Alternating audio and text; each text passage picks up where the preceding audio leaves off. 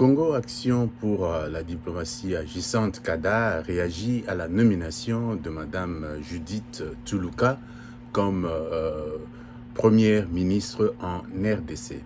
Congo Action pour la diplomatie agissante CADA salue la décision historique prise par le président de la République, M.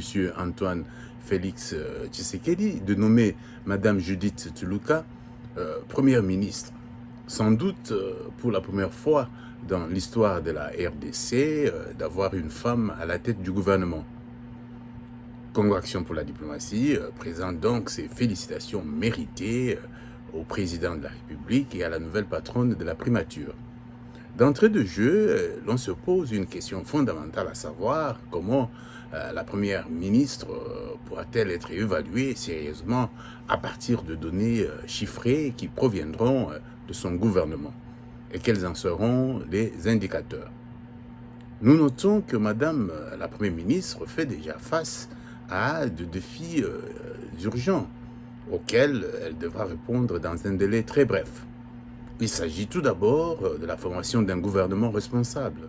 Ici, nous parlons d'une équipe de technocrates et de connaisseurs dans leurs domaines respectifs.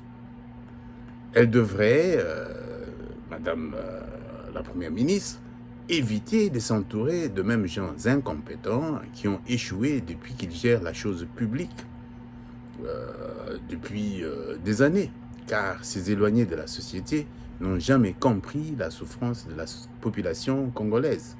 La plupart d'entre eux manquent l'esprit de responsabilité collective. Ils ont seulement un goût effréné pour le matériel, c'est-à-dire l'enrichissement personnel au détriment du progrès collectif.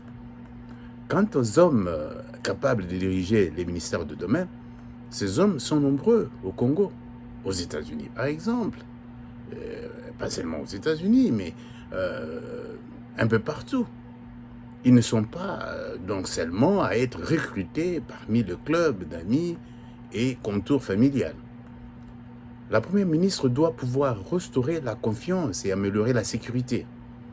Il sera essentiel de rétablir la confiance entre les acteurs politiques et entre les citoyens et les institutions.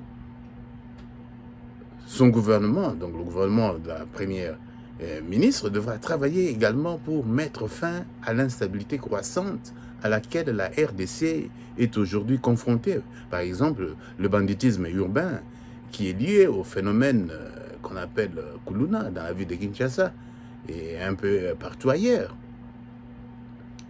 Tous ces actes de violence méritent d'être mentionnés.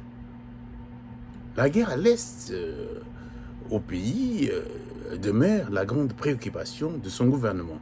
En tant que Premier ministre, elle est aussi responsable de la défense nationale, même si souvent les grandes orientations sont fixées par le président de la République. Notre souhait est donc de voir la Première ministre réussir dans ses fonctions, coordonner la préparation de tous les moyens nécessaires et s'assurer de la mise en œuvre de mesures concourant à la stratégie de sécurité nationale. Et ça, c'est en ce qui concerne la sécurité des personnes et de leurs biens sur toute l'étendue de la République. Il y a aussi les cas de pauvreté en RDC, avec plus de 25% de la population vivant dans l'extrême pauvreté, selon un rapport récent de l'ONU. Nous pensons que ces rapports est écœurant, car les politiques, les hommes et les femmes auront également à se concentrer sur la provision des services publics de base, tels que la santé, l'éducation, la sécurité alimentaire, l'eau, l'assainissement et l'électricité.